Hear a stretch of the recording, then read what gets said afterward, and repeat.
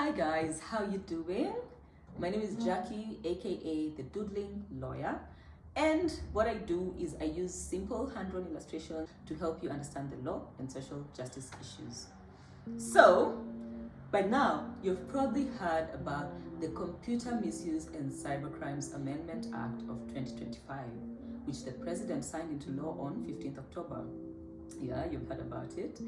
And a lot of people are mad about it. So we're here to find out why. So we're here to find out what is this act all about, what are the amendments, and why are people not happy with it. So before we dive into the act itself, just a quick refresher, the difference between a bill and an act. A bill is like a proposal, a suggestion for either a new law or a suggestion to make changes to an existing law, which is the case with this act that we're talking about today. And for a bill to become a law, it has to go through the legislative process where it's debated in Parliament, voted for, public participation has to happen, which is where members of the public are invited to give their comments or suggestions on the bill. And if it goes through all these processes, then it goes to the president for assent, which basically means the president signs the document, and voila, it becomes a binding law of the land. Oh, and by the way, if you want me to do a video and explain a video on how laws are made in Kenya, also known as the legislative process, let me know in the comments below. So now, back to the Computer Misuse and Cybercrimes Amendment Act. Please just let me call it the Cybercrimes Act for short, because the other is quite a mouthful. But anyway, so the Cybercrimes Act, even before this amendment, there was still a couple of red flags. So back in 2018, before it was enacted into law, a couple of civil society groups already had some issues with it. They argued that this law could potentially violate several rights and freedoms, including the right to privacy, freedom of expression, and access to online information. And true to their word, we've seen it be used for, well, not so innocent purposes. I mean, we've seen this act be used to target bloggers, activists, and just ordinary people for posting things online that rub the government the wrong way. And in some cases, even WhatsApp texts that somebody found offensive have been a reason to take people to court under the Cybercrimes Act. And if you look at some of these cases, they would probably fall under defamation, but instead they're charged under the Cybercrimes Act, which has way heftier penalties. We are talking hefty fines and jail time for what could just be a heated online argument. Yeah? And that's a big issue. Now, with this new Amendment Act, things may even get trickier. And I've read through the whole thing. It's only 3 pages long, excluding the cover page, of course. I've also read the supporting documents like the original act and the Parliamentary Departmental Committee's report. And it only introduces amendments to 5 sections of the original act. And I've seen proponents of this bill saying that the amendments were introduced to protect children from cyberbullying and online harassment. And that's all well and good. It's important to protect vulnerable groups from cyberbullying and the ills of the internet. But having read through the amendments, there's nothing specifically that introduces any new provisions on protection of children in vulnerable groups or creating a safer internet. All these amendments seem to be doing is adding some ambiguity and vagueness, which could make the law even more susceptible to abuse. And you know that vagueness is a very powerful weapon when it comes to the law. So we're going to look at these amendments. I'll just highlight some of the ones that have been contentious and share my thoughts about them. The first is an amendment to Section 6 of the original Act. In the original Act, Section 6 outlines the functions of the National Computer and Cybercrimes Coordination Committee. Let's just call it the committee. And this committee is comprised of bigwigs in national security, defense, representatives from the Office of the Attorney General, the ODPP, and even the central bank. So the amendment gives this committee the power to render websites or applications inaccessible, so they can block websites or applications that have been found to promote unlawful activities. This could include like promoting sexual content of a minor, religious and extremism, terrorism, cultism, etc., etc. So you might say, yeah, that's a good thing. We don't want to see religious extremism on social media, or we don't want to see children being exploited, right? But that's not the issue here. The issue is that there is no due process, first of all. The committee has arbitrary powers to just block a website. Secondly, the website is being blocked for everyone, not the perpetrator, not the person that is promoting unlawful content on a website. So for example, let's use the Shakahola example, right?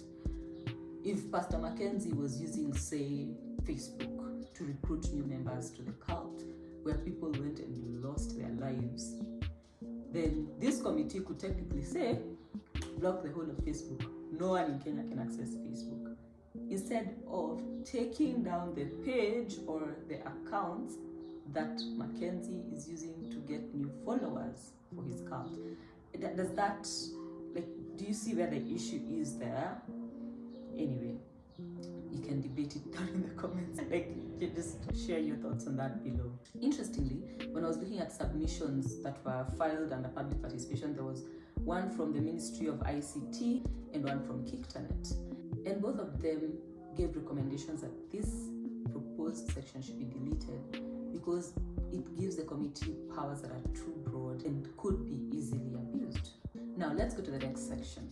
There's an amendment to section 27 of the original act. And you've probably seen people online talking about how this new amendment act has introduced fines of 20 million shillings and jail terms of up to 10 years. But that's not new. That was already there in the original act. Now, the issue with this amendment is one little word that has been introduced, and I'll read it. Section 27 of the Principal Act is amended in subsection 1 by inserting the words "or is likely to cause that other person to commit suicide."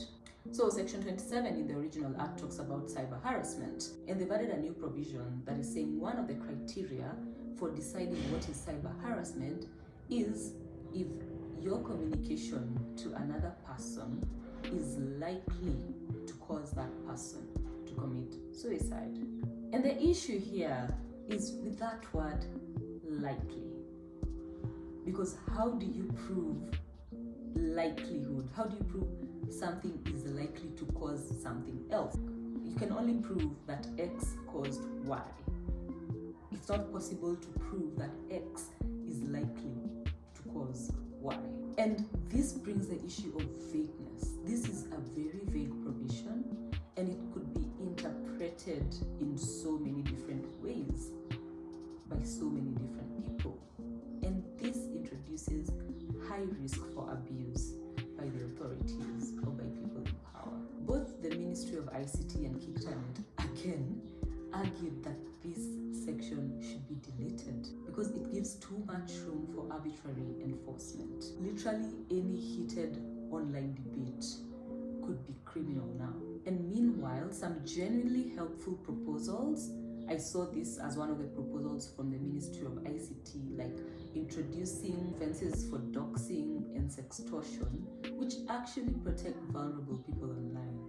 These were ignored, which makes you wonder, then what's the point of public participation? Anyway, it's not all bad.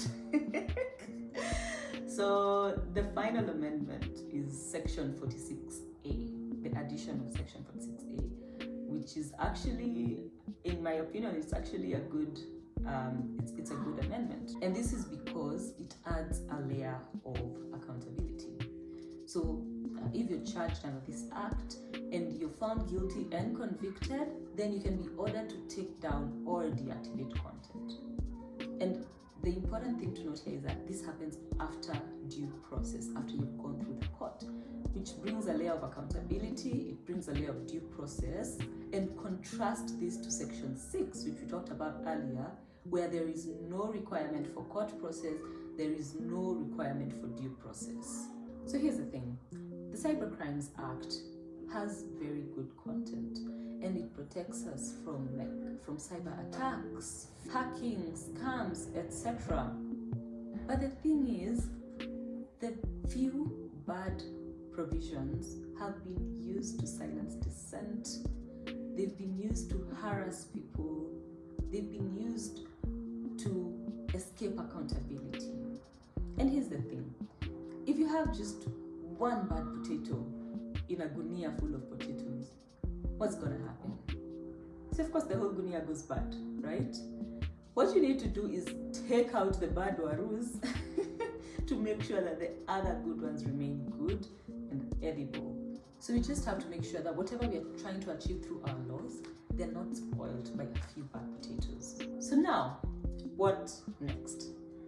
This Amendment Act is supposed to come into force on 4th of November, but the High Court has suspended the controversial parts for now. So there are two separate petitions, one in Nairobi and another one in Kerugoya, where people are arguing about the constitutionality of this Amendment Act, whether it's the provisions or the process that was followed in enacting this new law. And the court has said that the petition raises some serious constitutional issues which have to be considered. So pending hearing of these matters, then the Amendment Act is going to be suspended.